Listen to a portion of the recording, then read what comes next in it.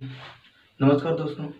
आज के इस वीडियो में हम लोग चर्चा करने वाले हैं लोकसभा वर्सेस राज्यसभा के बारे में। ठीक है, तो वीडियो को पूरा देखिएगा ताकि आपको पूरा समझ आ सके। और अगर आप स्टूडेंट्स हैं तो वीडियो को थोड़ा थोड़ा देर में पॉज करके लिख लिख के देखना है ताकि आपको पूरा याद हो सके। ठीक है, लिखने के फायदे बहुत सारे हैं। तो लोकसभा वर्सेस राज्यसभा। तो लोकसभा की चर्चा संविधान के आर्टिकल नंबर 81 में की गई है, 81 में। और राज्यसभा की चर्चा संविधान के अनुच्छेद 80 में की गई है। अब संसद एक घर है। ठीक है, संसद एक घर है जिसके दो कमरे हैं। एक तरफ है लोकसभा, एक तरफ है राज्यसभा, और बीच में एक सेंट्रल हॉल है जिसमें बैठकर संविधान लिखा गया था। अब पहला, चलिए इस पर कंपेरिजन करते हैं। तो पहला कंपैरिजन है प्रत्यक्ष चुनाव। तो लोकसभा का प्रत्यक्ष चुनाव होता है, ठीक है, जिसमें जनता अपना मतदान देती है। जनता खुद अपना मतदान देती है। ठीक है, लोकसभा में जो एमपी कैंडिडेट होते हैं उन्हें हम लोग खुद मतदान देते हैं। और अप्रत्यक्ष चुनाव होता है राज्यसभा में, जनता खुद अपना मतदान नहीं देती, इसीलिए इसे अप्रत्यक्ष चुनाव कहा जाता है। ठीक, अगला है कार्यकाल। तो लोकसभा का कार्यकाल होता है 5 वर्ष का, और राज्यसभा के सदस्यों का कार्यकाल होता है 6 वर्ष का। 6 वर्ष बाद सदस्यों को अपना कार्यकाल छोड़ना पड़ता है, निलंबित हो जाते हैं। ठीक है, राज्यसभा का कार्यकाल अस्थायी होता है। कोई स्थायी, जैसे कि लोकसभा का 5 साल है तो राज्यसभा का कोई निर्धारित समय नहीं होता कि इतने साल बाद राज्यसभा का और चुनाव होगा। ठीक है, तो राज्यसभा का अस्थायी होता है कार्यकाल। तीसरा है विघटन। तीसरा है लोकसभा का विघटन हो सकता है, लोकसभा भंग हो सकता है, लोकसभा अस्थायी सदन है, निम्न सदन है। तो विघटन के बारे में, अगर मान लीजिए संसद में लोकसभा में 545 सदस्य रहते हैं। ठीक है, तो 547 का आधा कितना हो गया, 271। ठीक है, 271 सदस्य अगर नहीं होंगे, मान लीजिए आधे से कम सदस्य होंगे, तो लोकसभा का विघटन खुद ब खुद हो जाएगा, क्योंकि आधा सदस्य, कम से कम हाफ सदस्य लोकसभा में चाहिए ही चाहिए। अगर आधे से कम सदस्य है तो लोकसभा का विघटन हो सकता है और लोकसभा को भंग भी किया जा सकता है। मंत्रिपरिषद व प्रधानमंत्री की सहमति में परामर्श के अनुसार राष्ट्रपति लोकसभा को भंग कर सकते हैं। मंत्रिपरिषद व प्रधानमंत्री की सलाह पर राष्ट्रपति लोकसभा को भंग भी कर सकते हैं। ठीक है, इतना समझ लीजिए। ठीक, अब लोकसभा अस्थायी सदन है। अस्थायी सदन किस लिए है, क्योंकि इसका विघटन हो सकता है और इसे भंग भी किया जा सकता है। एकदम निर्धारित समय नहीं होता कि 5 साल बाद ही चुनाव होना है। ये कभी भी विघटन हो सकता है, इसे कभी भी भंग किया जा सकता है, इसीलिए इसे अस्थायी सदन कहा जाता है। कोई स्थायी कार्यकाल या समय नहीं होता इसके लिए। और राज्यसभा स्थायी सदन है, इसको कभी भी विघटन नहीं किया जा सकता, कभी भी भंग नहीं किया जा सकता, और इसे उच्च सदन कहा जाता है। ठीक है, बड़े लोगों को ध्यान रखिए, तो ये समझ लिए।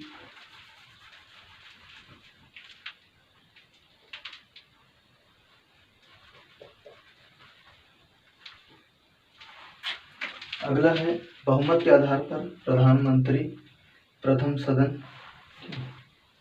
तो देखिए, लोकसभा से ही जिस पार्टी का बहुमत होगा, जैसे कि लोकसभा में 545 है तो 345 भाजपा का आ गया मान लीजिए। ठीक है, और 200 आ गया आपका कांग्रेस का, तो बहुमत किसका रहा, बीजेपी का।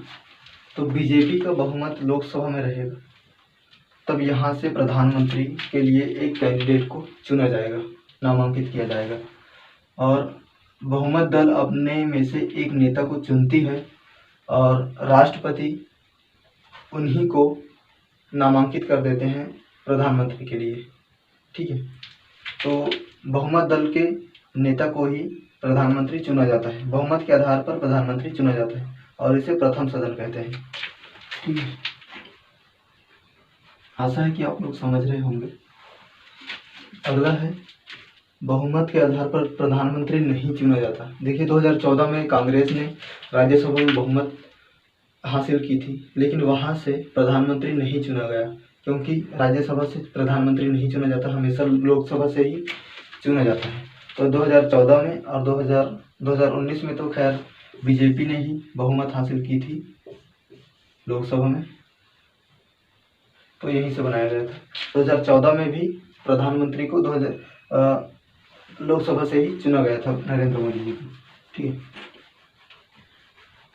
अब अगला है आयु। तो लोकसभा का सदस्य बनने के लिए मिनिमम आयु 25 वर्ष का होना जरूरी है, इसीलिए इसे युवाओं का सदन कहा जाता है। 25 वर्ष का है इसीलिए, तो लोकसभा का सदस्य बनने के लिए 25 वर्ष चाहिए। 25 वर्ष में आप प्रधानमंत्री भी बन सकते हैं, क्योंकि लोकसभा का ही सदस्य प्रधानमंत्री बनता है। ठीक है, तो आप 25 वर्ष में भी हमारे देश का जो है प्रधानमंत्री बन सकते हैं। और राज्यसभा का सदस्य बनने के लिए कम से कम आपको 30 ईयर ओल्ड होना चाहिए, मतलब 30 वर्ष का होना चाहिए, इसीलिए इसे बूढ़ों का सदन कहा जाता है। याद रखना है आपको, लोकसभा को युवाओं का सदन और राज्यसभा को बूढ़ों का सदन कहा जाता है। ठीक है, एक बात और है, अभी आप लोग लोकसभा वर्सेस राज्यसभा पढ़ रहे हैं, तो फुल कंसंट्रेशन आपको लोकसभा और राज्यसभा में ही करना है। ठीक है, बाहरी चीज़ों में ये संसद क्या है, फिर राष्ट्रपति के बारे में जानना है, प्रधानमंत्री के बारे में जानना है, वो अलग वीडियो में होगा। ठीक है, फुल कंसंट्रेशन आपको लोकसभा व राज्यसभा में ही करना है।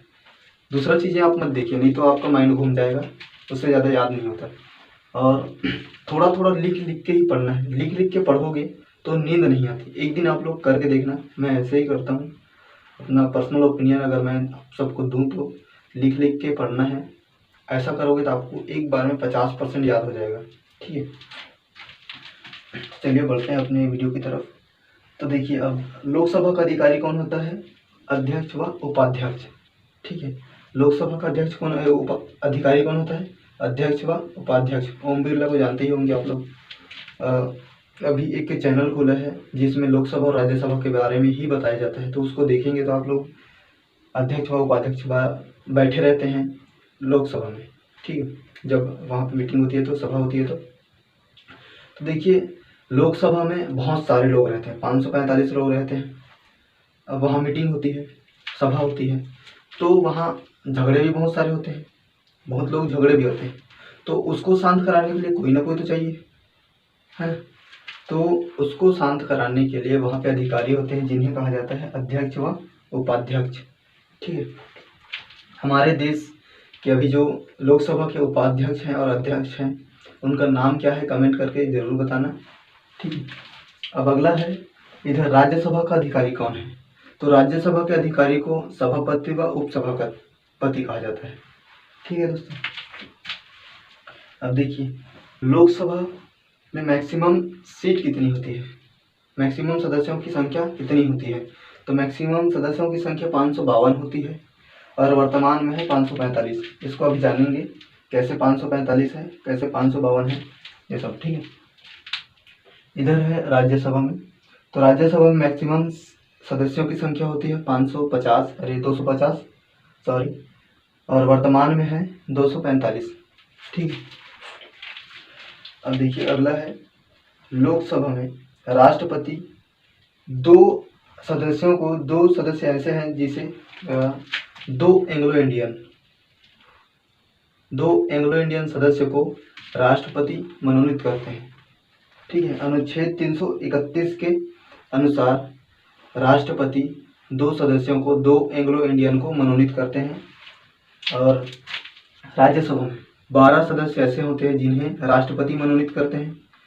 12 सदस्य मनोनयन से आते हैं जो कला, समाज सेवी, साहित्य, विज्ञान, इन सब क्षेत्रों में एक्सपर्ट होते हैं, उन्हें राष्ट्रपति मनोनीत करते हैं। ठीक है, देखिए लोकसभा में मैक्सिमम सदस्यों की संख्या होती है 552। तो निर्वाचन या चुनाव से आते हैं 550 सदस्य, और 2 एंग्लो इंडियन को राष्ट्रपति मनोनीत करते हैं। एंग्लो इंडियन कौन है? तो जब हमारा देश गुलाम था, ठीक है, 700 सालों तक अंग्रेजों का गुलाम था, तो वहाँ से अंग्रेज लोग आए थे, पुर्तगाल से, इंग्लैंड से, ठीक है, तो वहाँ से आए थे लोग, और उन्होंने यहाँ आकर शादी की। तो शादी करने के बाद उन लोग, जब हमारा देश आज़ाद हुआ, तो उन लोग यूं ही चले गए अपने बीवी बच्चों को छोड़कर। तो दो अपने बीवी बच्चों को छोड़कर गए थे, तो उनके बीवी बच्चों को ही एंग्लो इंडियन कहा जाता है, शॉर्ट में समझ लीजिए। ठीक है, तो उन्हीं में से 2 सदस्यों को राष्ट्रपति मनोनीत करते हैं। इनका, एंग्लो इंडियंस का देखभाल, एक तरह से कहना चाहिए कि रक्षा करने के लिए, ठीक है, देखभाल करने के लिए। तो 2 सदस्य एंग्लो इंडियन चुना जाता है, मनोनीत किया जाता है। अब 550 में से 530 सदस्य राज्यों से आते हैं। गुजरात, कर्नाटक, छत्तीसगढ़, हमारे देश में जितने भी राज्य हैं उनमें से आते हैं 530 सदस्य, और यूनियन टेरिटरी से आते हैं 20 सदस्य। ठीक है, यूनियन टेरिटरी मतलब केंद्र शासित प्रदेश। इसके बारे में हम लोग भाग 8 में पढ़ेंगे, और इसके बारे में भाग 6 में पढ़ेंगे। ठीक है, अब वर्तमान में देखिए, ये तो है मैक्सिमम सदस्यों की संख्या। अब वर्तमान में देखिए, लोकसभा में वर्तमान सदस्य 545 होती है, और 5 सदस्यों को नहीं चुना जाता अभी। एक तरह से कहना चाहिए कि 5 सदस्य अभी चुनाव नहीं लड़ सकते, क्योंकि 5 सदस्य पाक ऑक्यूपाइड कश्मीर से आते थे। ठीक है, क्योंकि अभी पाक ऑक्यूपाइड कश्मीर के पास है। 1948 में जब भारत पाकिस्तान का युद्ध हुआ था, तो पाकिस्तान ने भारत के जम्मू कश्मीर का लगभग 30% हिस्सा, ठीक है, ऐसा है जम्मू कश्मीर, तो लगभग 30% हिस्सा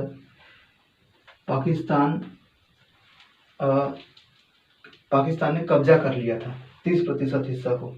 तो इसी 30% हिस्सा से 5 सदस्य आते थे। ठीक है, तो यही खाली रहता है, हमारे देश के संसद में 5 सीटें खाली रहती है हमेशा। जब इसको हमारा देश इस क्षेत्र को अपने अधीन में ला लेगा, तब 5 सीटें भी भर जाएंगी। तो 5 सीटें खाली रहती है। जब भी कोई प्रधानमंत्री बनेगा, तो उनको ये लगना चाहिए कि ये सीटें खाली रहती, इन्हें भी भरना है। उनके मन में कहीं ना कहीं ये जिज्ञासा जागनी चाहिए, इसीलिए उस सीटों को खाली रखा जाता है, नहीं तो उसे भी हटा दिया जाता है।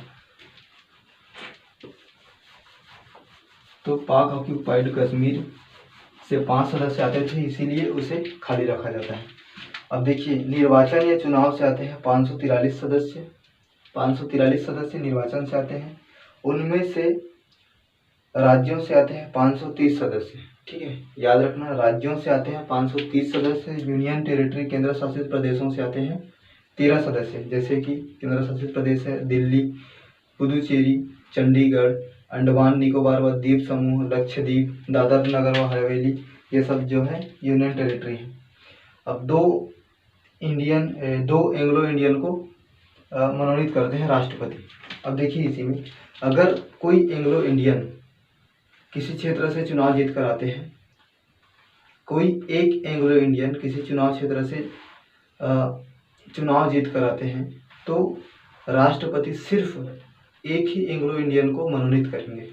मतलब ये कहना चाहिए कि कुल मिलाकर संसद में 2 ही एंग्लो इंडियन सदस्य रहने चाहिए, जो एंग्लो इंडियन का नेतृत्व करें।